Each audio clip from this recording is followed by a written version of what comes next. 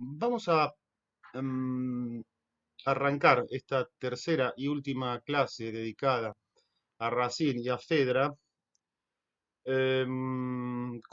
recapitulando cuestiones que me parecen importantes, más o menos centrales, de lo que se ha dicho tanto en la clase 1, en la clase primera como en la segunda clase, para luego sí después ir al final, al tramo final de la tragedia y sobre todo poniendo foco en la escena sexta del quinto acto.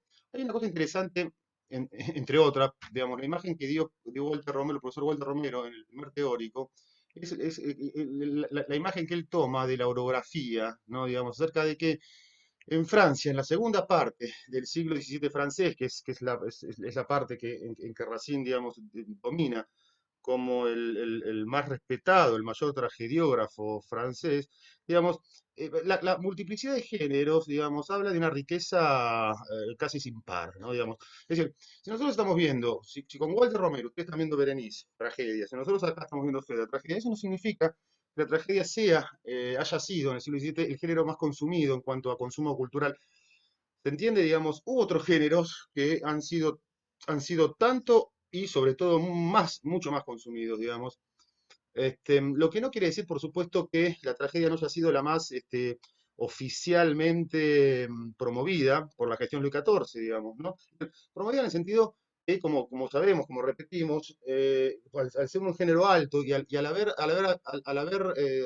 tanta legislación, digamos, acerca del género, digamos, digamos, practicarla bien, como lo ha sabido practicar Racine, fue la que de algún modo le dio, o una de las tantas cosas que le dio el prestigio cultural que Francia goza hasta por lo menos la primera mitad del siglo XX, ¿sí? Digamos, pero digamos, ¿cuáles son esos otros géneros? Bueno, hay muchos, ¿no? Digamos, está, por ejemplo, la novela, digamos, hay novelas famosísimas que son leídas con ardor. Están, por supuesto, las sátiras, la elegía, las máximas. Es decir, por supuesto, hay que recordar acá el famoso dictum, ¿no? Digamos, hay libros que todos, que todos leen, pero de los que nadie habla. Y hay libros que nadie lee, pero de los que todos hablan. Digamos, pero digamos, uno de los géneros dominantes, digamos, y altamente, digamos, masivos, es lo que se llama la elocuencia religiosa. Es decir, son grandes personalidades, sobre todo grandes figuras de la Iglesia católica, que al morir un rey, digamos, o un gran personaje de la política francesa, digamos, ofrecen una gran ceremonia y ofrecen un discurso, digamos, lo que se llama justamente una oración fúnebre, donde de algún modo, en clave, por supuesto, religiosa, compendian la vida, digamos, compendian la vida y los logros de esa persona. Este, mm, uno de los mayores, digamos, representantes del género se llama justamente Bossuet, no sé si ven el librito, Oraciones fúnebres y sermones, donde dedica famosamente, hay oraciones que son famosísimas, por ejemplo, al gran Condé, al príncipe de Condé, que es una de grandes figuras que participó de la Fronda, aquel movimiento casi de guerra civil que tanto pánico cundió en Luis XIV para luego generar una política de orden, de disciplina y de sometimiento, ¿no? Pero por supuesto también está Enriqueta de Inglaterra, está la oración fúnebre de Ana de Gonzaga, ¿sí? Digamos, además es interesante esto, digamos, no solo, por supuesto es un gran género que da delicia leerlo hoy, digamos, pero sino además el espectáculo, digamos, de la oración fúnebre ofrecida en las grandes catedrales francesas, sobre todo eso, en el Sacré-Cœur de París, digamos, podía asistir el público que no era, por supuesto, para nada aristocrático, y de algún modo funcionaban como lo que hoy sería la biopics, ¿no? Digamos, no sé, por ejemplo, siempre con las distancias del caso, ¿no? Por ejemplo, la serie, por ejemplo, ahora que se viene de Carlos Menem, etcétera, ¿sí? Digamos, grandes géneros. ¿A qué voy con esto? Que, digamos, una de las cuestiones, digamos, por las que tanto se ha discutido el relato de Terameno, que es el relato con el que arrancamos la vez pasada, y que querría terminar, querría terminar de ver antes de pasar a la escena sexta del quinto acto, digamos, y tanto debate produjo, digamos, para algunos, por supuesto, resulta.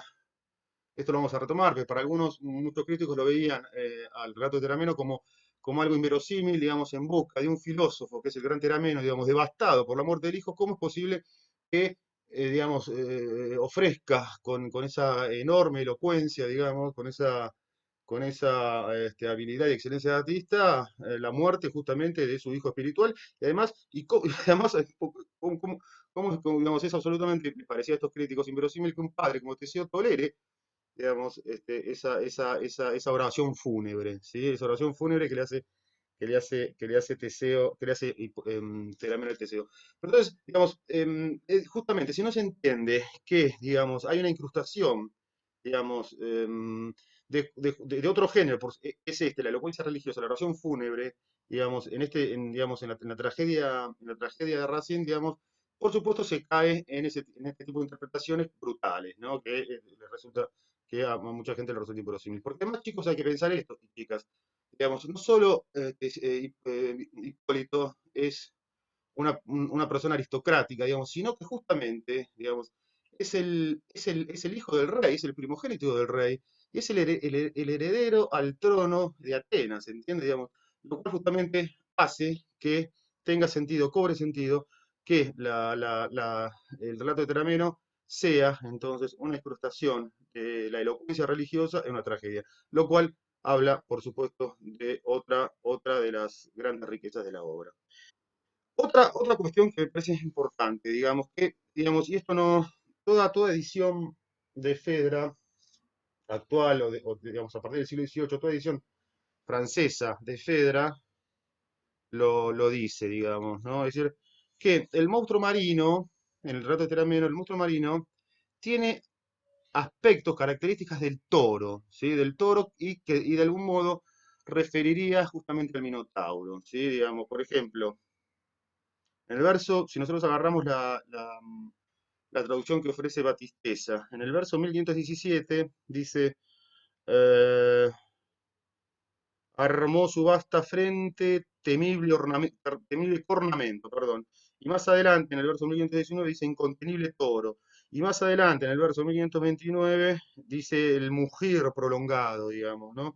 Son, por supuesto, cuestiones de vuelta que no, digamos, que toda versión de Fedra anota, nota al pie, digamos, y por supuesto hace referencia a aquella, digamos, por supuesto, a la historia arcaica de Grecia contra Creta, digamos, y además una cuestión central que vamos a ver con más detalle ahora en breve, digamos, una cuestión que es central, digamos, que es eh,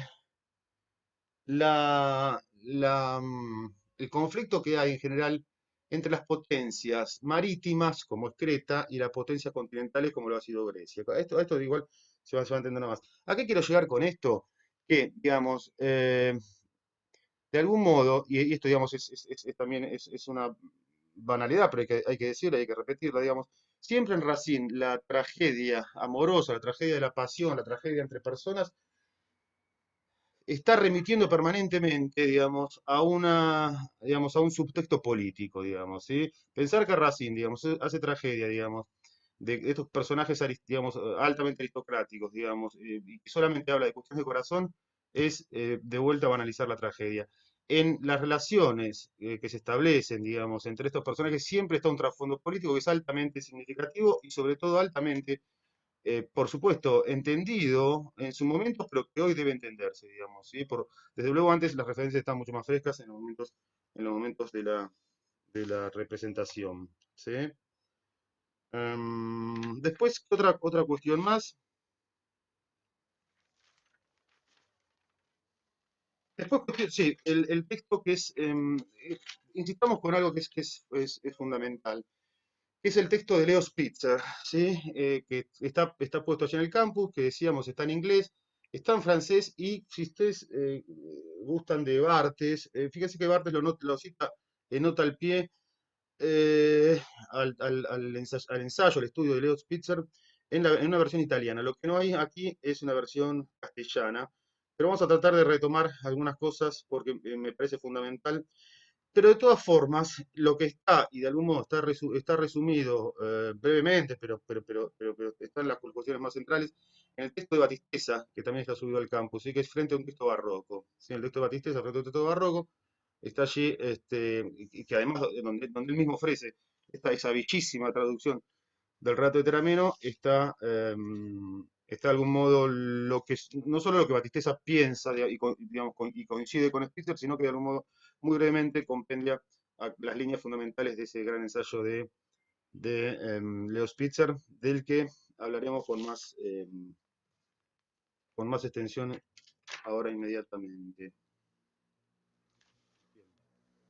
Tratemos de tener en la medida de lo posible las traducciones que hemos ofrecido de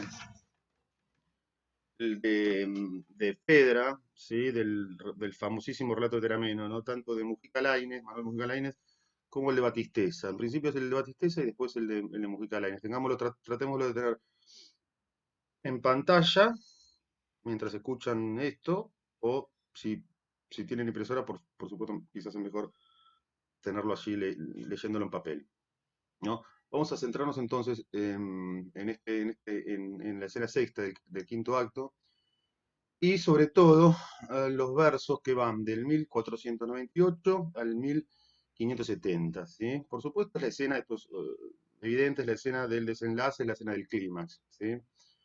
El rey Teseo acaba de recibir en boca del anciano Terameno, que es el maestro y mentor del inocente Hipólito, la noticia de que Hipólito ha muerto. En el curso del relato, Teseo va a recibir además la información más trágica, ¿sí?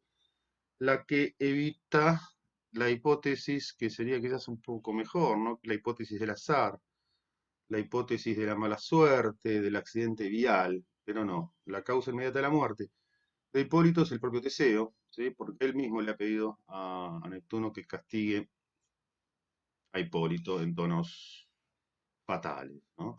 Como sabemos ya, y como vamos a ver, salvo por esa maldición paternal, ese pedido al dios que se sabe él mismo aliado, y Teseo es un rey muy, muy racional, ¿sí?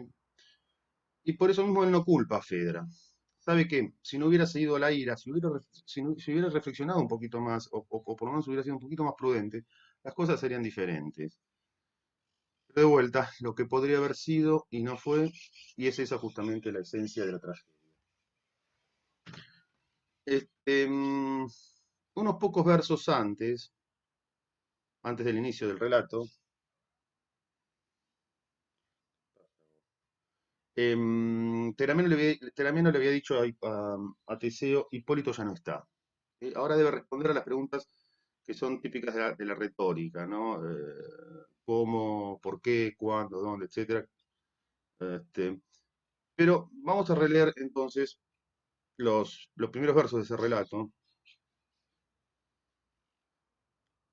en la traducción de Batisteza, ¿no? No bien abandonábamos las puertas de Trecena, él estaba en su carro, los guardias afligidos callaban imitándole en torno a él reunidos. Seguía pensativo la ruta de Micenas, aflojaba las riendas a sus manos ajenas.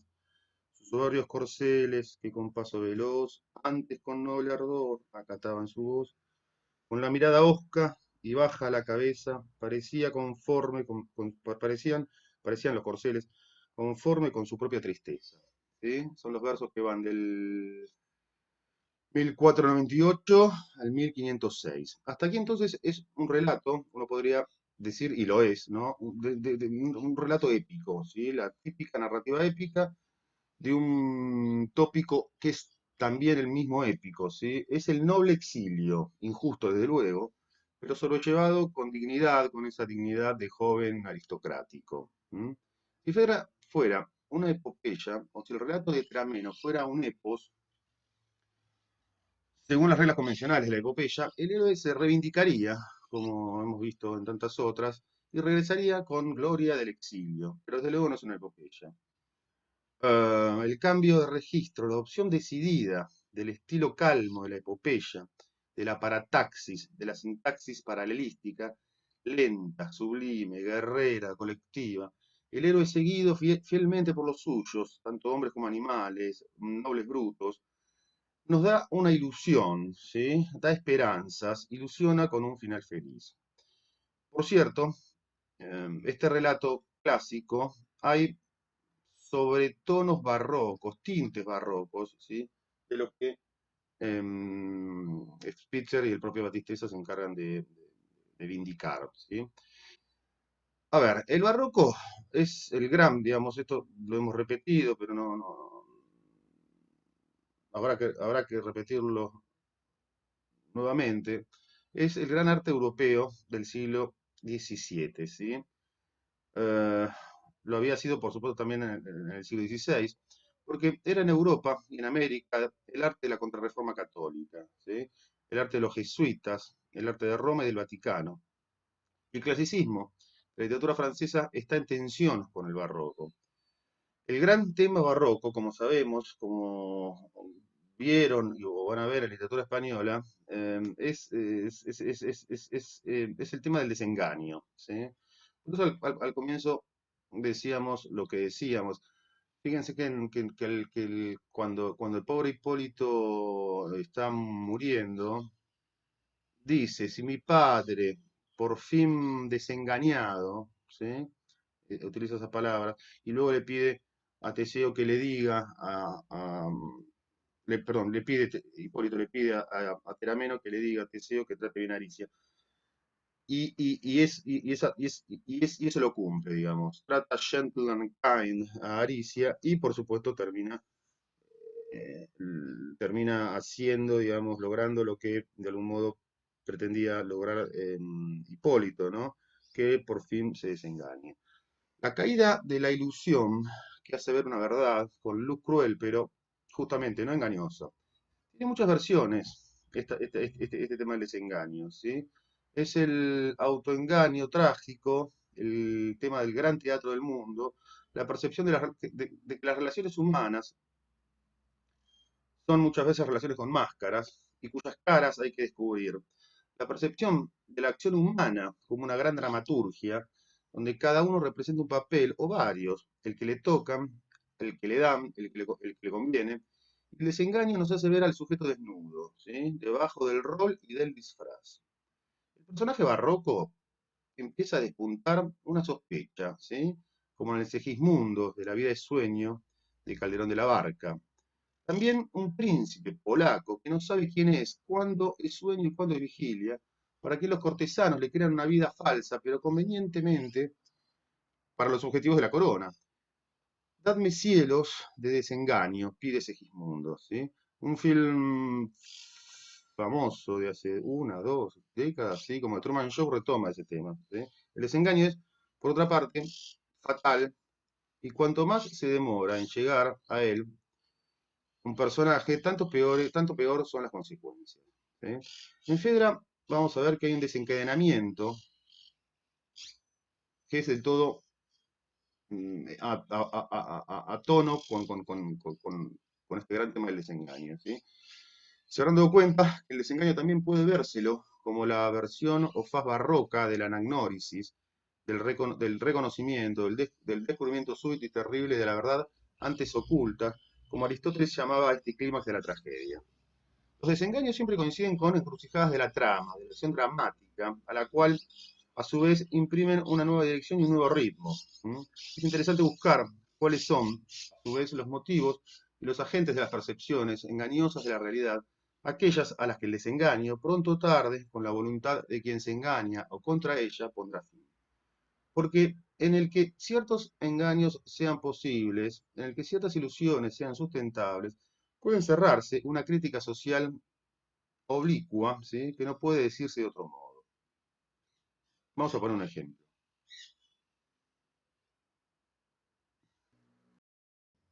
Cuando Fedra está desesperada por el desinterés de Hipólito, que huye ante su declaración de amor, interviene Enona, su antigua nodriza, que es ahora su confidente.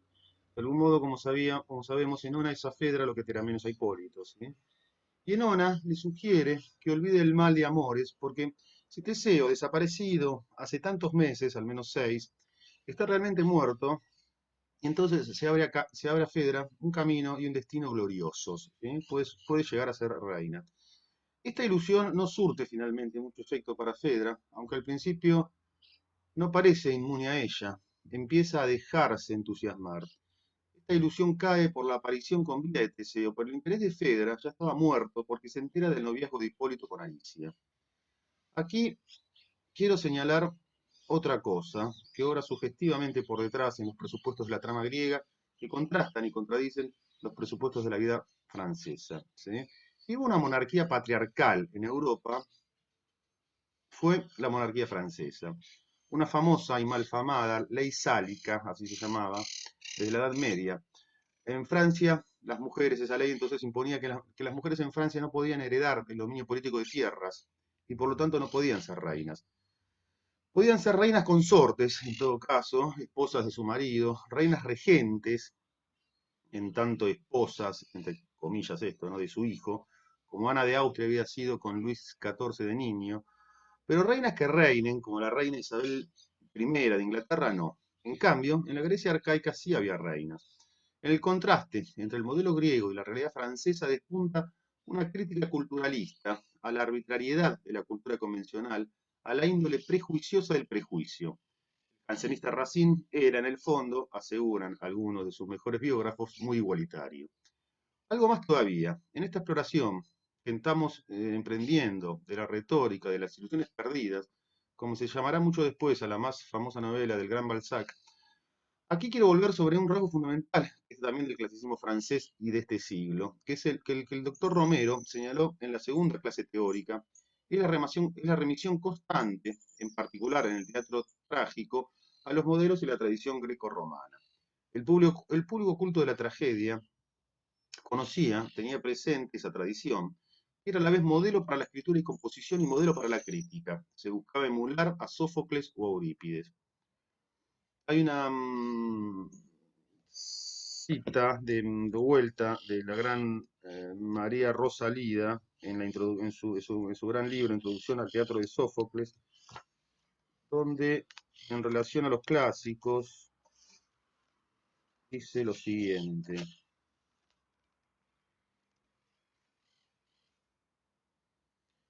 En la página 21 dice, veamos ahora, dice María Rosalida, las principales notas de lo clásico.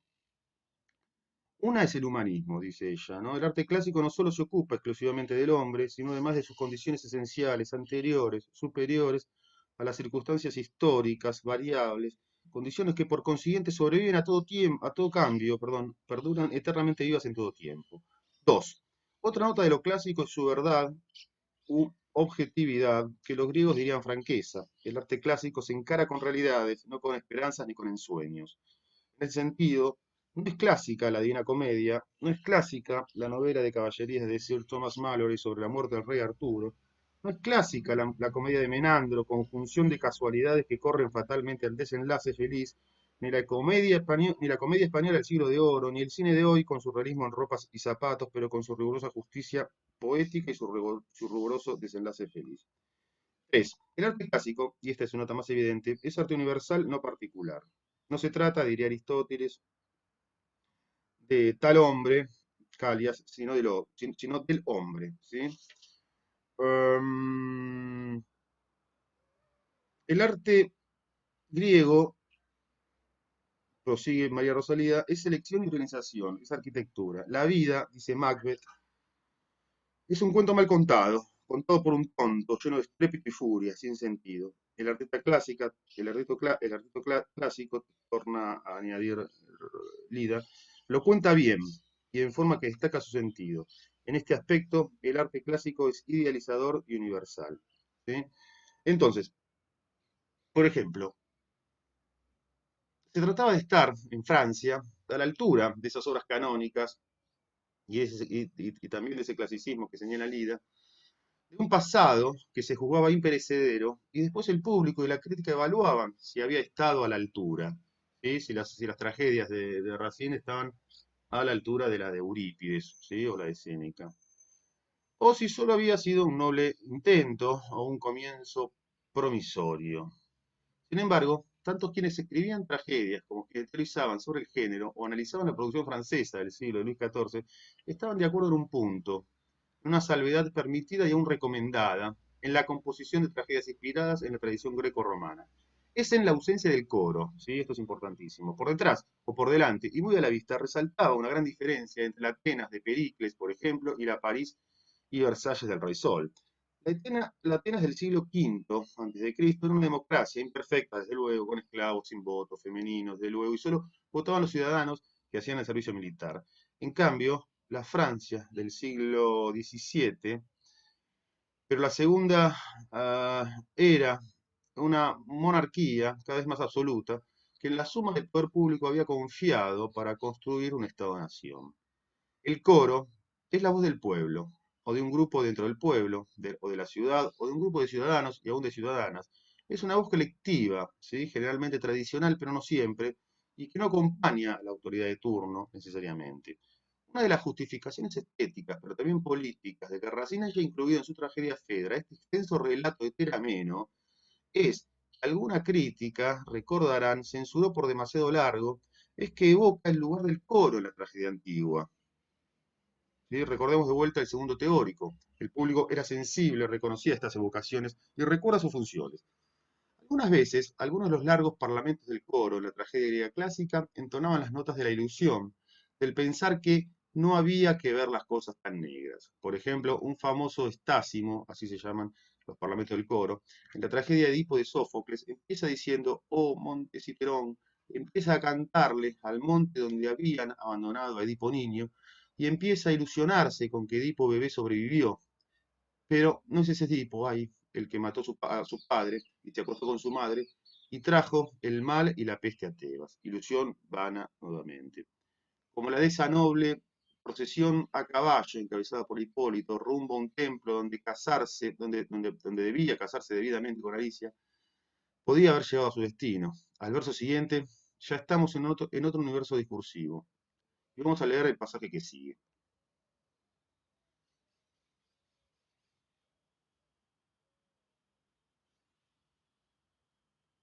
El silencio entonces se quiebra, la calma desaparece, solo volverá el silencio con la muerte.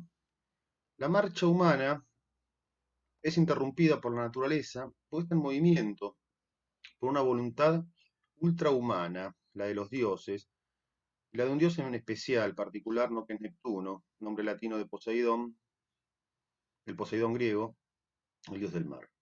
Recuerden que nunca se habría movido, saltemos esto, nunca habría hecho tanto gasto cósmico de energía, de recursos naturales, si no fuera porque hay otro humano, otro héroe, que lo ha incitado, comprometido y que se protege. ¿No? Pero como se dirá después en las novelas del siglo XIX, no nos adelantemos a los acontecimientos. Tomando en sí mismo, hasta ahora, en el interior del relato mismo de Terameno, el desenlace no está anticipado. Los héroes no solo sufren exilios, también deben enfrentar enemigos naturales y sobrenaturales, y no siempre salen perdedores. En los versos 1507-1510 advertimos los signos de la amenaza que se interpone en el camino de Teseo. Voy a releer ahora, esta vez en la traducción de Mujica Lainez, que nos permite mejor entender un detalle. Un espantoso grito, surgido de las olas, de los aires, entonces perturbó la quietud. Una voz formidable del seno de la tierra responde, lamentándose a ese grito temible. ¿Eh? Aquí se advierte entonces mejor la magnitud física de la amenaza, ¿sí? La enormidad que es casi cósmica del peligro. Antes del enemigo animal, pero antropomórfico, el monstruo salido del mar, del que todavía no hay pista en el relato, advertimos que estamos casi en una catástrofe natural, que incluye a tres de los cuatro elementos de la naturaleza: el agua, el mar, las olas, ¿no? El aire, los aires y la tierra. El fuego vendrá después con el monstruo. Aquí obra especialmente una pareja simbólica de oposiciones. Son resonancias antiguas, resonancias internas también en la obra y en la leyenda de Fedra y Teseo, y aún en la contemporaneidad francesa.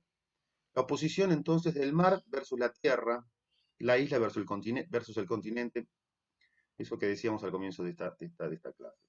No nos podemos detener con detalle, pero recuerden lo que decíamos en las primeras clases prácticas acerca de que el fondo histórico y arqueológico, mítico y narrativo de las peripecias de la princesa cretense Fedra extranjera en Grecia continental, foránea en Atenas, es la victoria de Atenas y de Grecia sobre la talasocracia de la isla de Creta en el Mediterráneo oriental. La derrota y muerte del Minotauro habían cambiado el eje del poder regional de la isla al continente, del mar a la tierra. Simbólicamente, la muerte de Hipólito, príncipe heredero de Atenas, por un monstruo venido del mar y que ninguna, como decíamos, ninguna versión de Fedras del siglo XVIII deja de destacar que tiene rasgos taurinos notorios. Es una venganza, ¿sí? Es una casi revancha provisoria, una retaliación de la talasocracia del mar sobre la tierra. Hay también, y esto es importante, un trasfondo histórico contemporáneo a la Europa del siglo XVII. Todo el reinado de Luis XIV verifica en una curva ascendente y después descendente el poder de Francia en Europa. Con su sucesor, también Borbón, Luis XV, la hegemonía europea de que España había pasado a Francia, pasará a su vez de Francia a Inglaterra, ¿sí? Es decir, de la tierra de vuelta al mar, ¿sí? De la isla, del continente, del continente a la isla. La potencia marítima, que no deja de crecer, es el monstruo que finalmente será el Imperio Británico. Es el rival de Francia el que finalmente vence.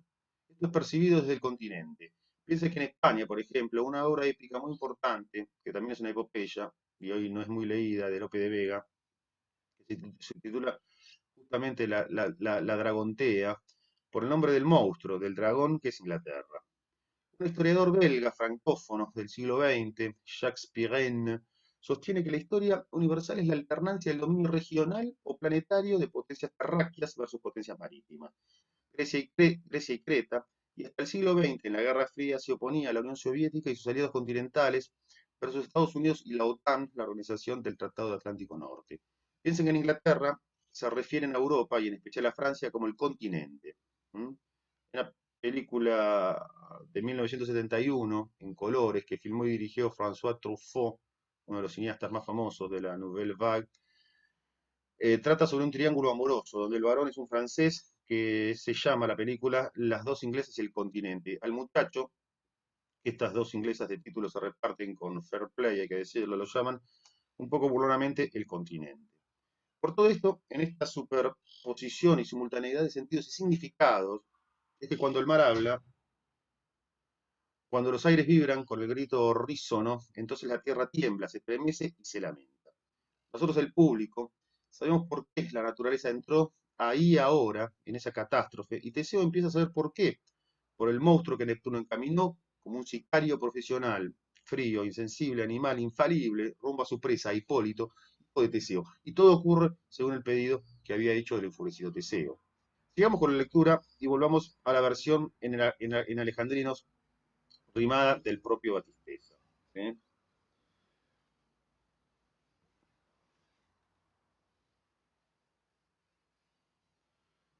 Hasta en el corazón nuestra sangre se ha helado, cada caballo atento las crines ha erizado. Entre tanto, en la espalda de la llanura ondosa se eleva a borbotones una montaña acuosa. La onda se aproxima y vomita, encrespada, un monstruo furibundo ante nuestra mirada. Aquí se verifica el contrapunto épico lírico. Aparece el yo, pero aparece como los coros de las tragedias antiguas, como un nos, como una primera persona del plural posesivo. Nuestra sangre. Adviértanla, es secuencia sensorial, ¿sí? Que podría ser la de cualquier film pop con monstruos que interrumpen la vida en la playa o el trabajo en la ruta costera. Primero el horror entra por los oídos, y ahí, con la incertidumbre de la naturaleza del mal, hiela la sangre y prepara a los ojos, que verán al monstruo surgir de las aguas, de la espalda de la llanura líquida abundosa, como dice. El monstruo tiene rasgos humanos, veremos, pero también el mar es una materia primordial viviente, por la que también vale la metáfora antropomórfica, tiene espalda. La mirada del monstruo es doble, lo vemos y sentimos que nos ve, y esa mirada, ver a quien nos ve, a quien nos busca con la mirada nos paraliza. Sigamos con el texto. Arma su vasta frente, en la traducción de Batisteza, temible cornamenta, áspera escama cubre su piel amarillenta, incontenible toro, dragón impetuoso, su alta grupa se encorva en repliegue tortuoso, Su mugir prolongado estremece el paraje, el cielo con horror ve ese monstruo salvaje, la tierra se conmueve, la luz está infectada, la ola que lo trajo retrocede espantada. Ya en el verso 1517 advertimos la similitud con el toro por la cornamenta. En el verso 1519 ya se nos dice que es un toro hibridado con el dragón, ¿sí? Con un dragón. Em, Recuerden la gráfica descripción del monstruo cretense que hace Borges en la casa de Asterión. Cuenta que los príncipes griegos que le traían como tributo los ultimaba sin tocarlos, o sin tocarlo más que con los cuernos prominentes que los atravesaban y desangraban. Ya no es solo la sangre de los que observan la que se hiela, la naturaleza toda se estremece. El monstruo tiene un carácter sobrenatural. Nada pueden contra él las fuerzas meramente naturales, y menos sobre todo las humanas demasiado humanas. Todos huyen, e Hipólito por primera vez no huye. En el verso 1525, de Batisteza, entonces allí, todos huyen, sin muestras de inútil resistencia.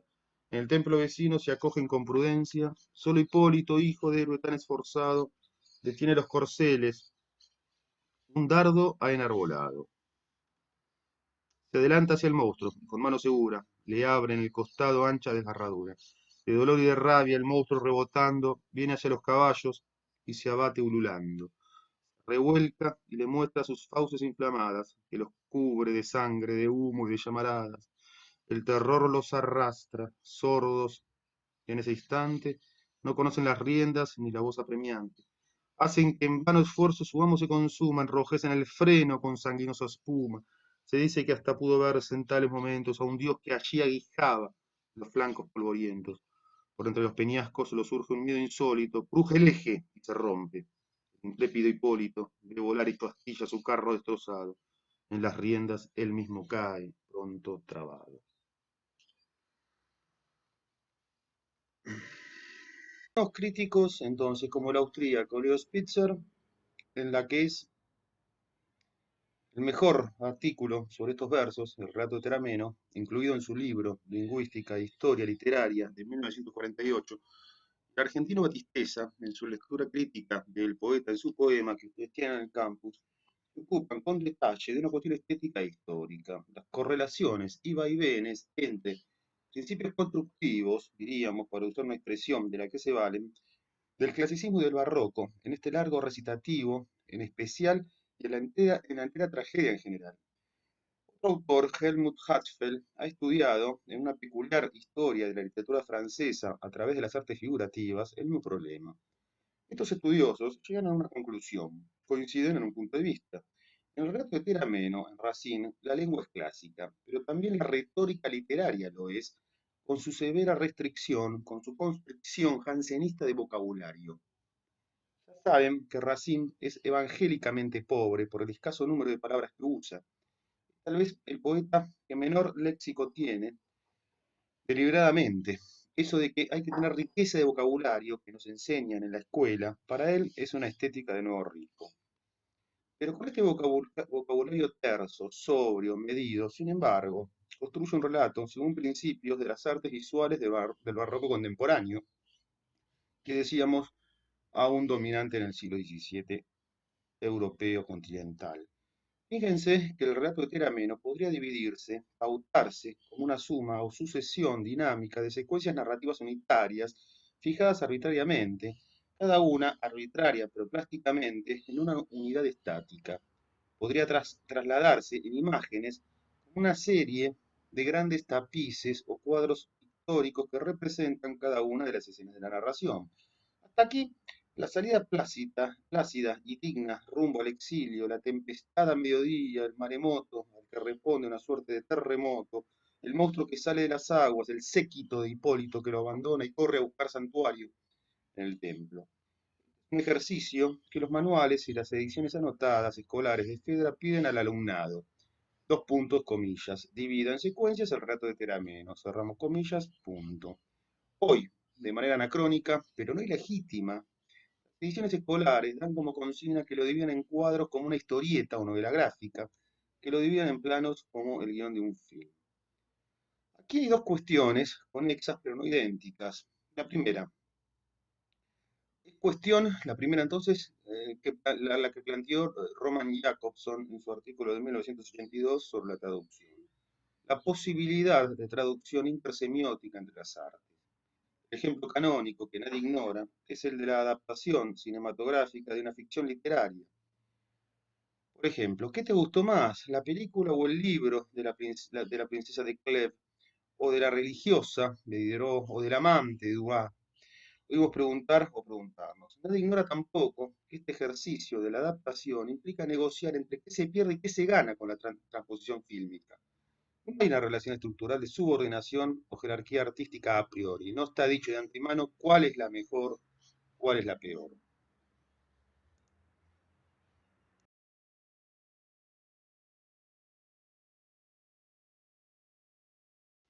Pero sí lo que está dicho de antemano, que determinados aspectos del libro no podrán pasar al film. Es lo que hace que la literatura sea literatura y no otra cosa. ¿Sí? Eh, las palabras hacen al relato y no al revés. En un famoso artículo de 1969, La semiología de la lengua, Emile Benveniste señalaba la intraducibilidad esencial, aunque no la imposibilidad práctica del traslado entre sistemas semióticos. Cada sistema de signos establece una relación, un plexo de relaciones único de significación. Esta es la primera cuestión.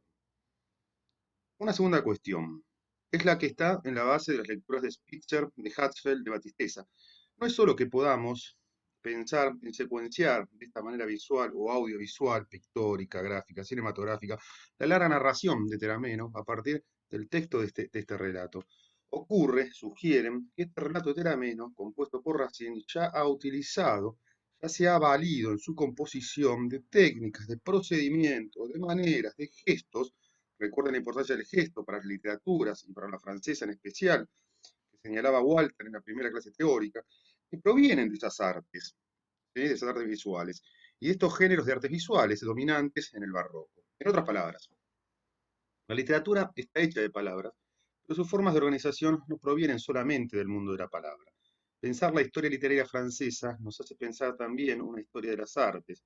El logocentrismo tiene sus límites. La intertextualidad no se agota en los textos literarios, ni siquiera en los textos escritos, ni siquiera en los textos verbales.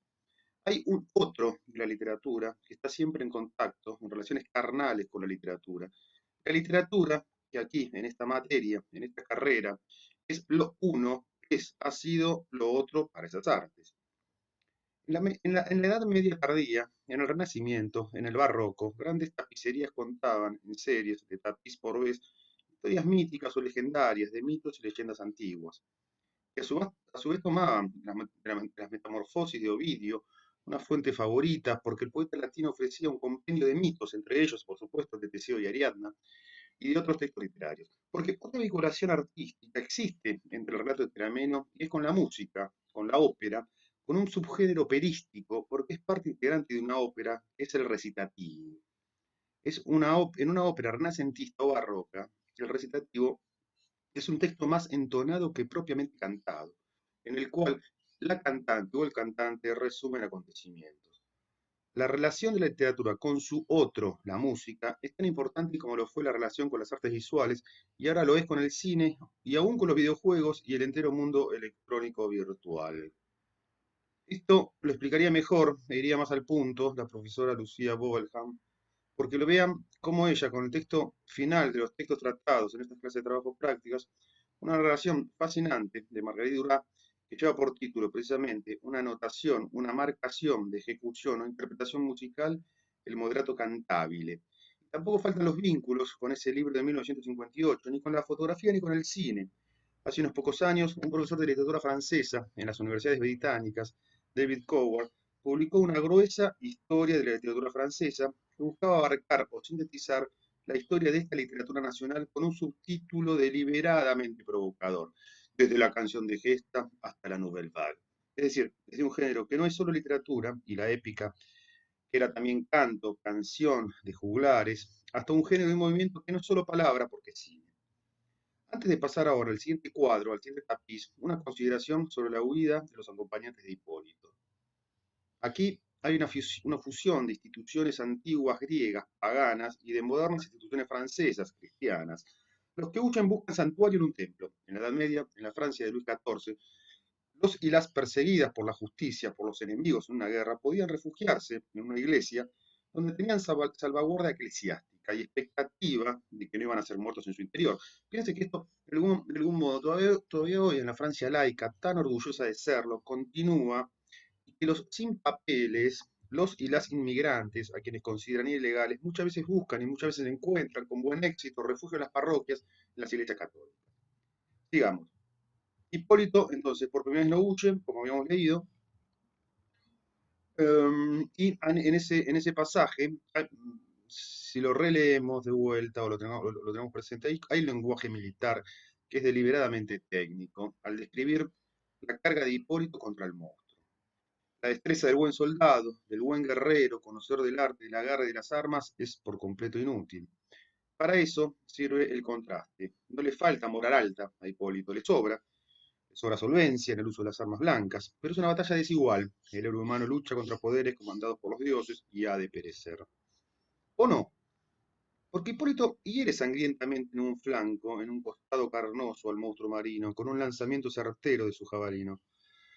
¿Lo hiere acaso de muerte? ¿Acaso no? ¿Acaso sí? Pero ahí entonces, como cuando fracasa un subordinado, aparece a cerrar la cuestión, interviene el Dios mismo. Se dice que hasta pudo verse, como dice la traducción, en tales momentos a un Dios que allí aguijaba a los blancos polvorientos. Vean aquí el cambio, la modalización, la sordina en la épica. Todo lo anterior se vio y se oyó en vivo. Esto nos dice Terameno que pudo verse. Es un discurso más indirecto. Que Terameno cumple en dar noticia de él, pero no le presta toda su fe ni nos urge a creer que haya sido así. No necesariamente porque el viejo Terameno con la edad se haya vuelto dubitativo, escéptico, no es que dude de los dioses, de su presteza para intervenir ellos mismos en la lid para desempatar las cosas cuando podrían salir perdiendo sus secuaces o sicarios. Ocurre que ese Dios al que alude, sin mencionarlo por el nombre, cuya efectiva aparición pone en boca de otros, a los que tampoco menciona por el nombre, ese Dios que golpea eficaz, mortal, mortífero a su contendiente, a su presa, con su tridente, no es otro que Neptuno, el dios del mar. Y aquí estamos en el corazón de la anagnórisis, el clímax del desengaño. Y está dicho con épica sordina, con total, deliberada ausencia de énfasis. Porque si Neptuno, entonces, en efecto ha sido Teseo el que con sus votos, con su súplica, la aliada divinidad ha ejecutado la muerte definitiva de su propio Hipólito. Adviertan en el pasaje un elemento trágico, pero también lírico, patético. Después de los hombres lo desobedecen, lo desconocen, lo ignoran y lo abandonan a Hipólito, los animales, sus caballos, sus perros. Aquí hay un nuevo nivel estructuralmente solidario con el anterior, con la alusión de Terameno a Neptuno, para marcar por obra de quién muere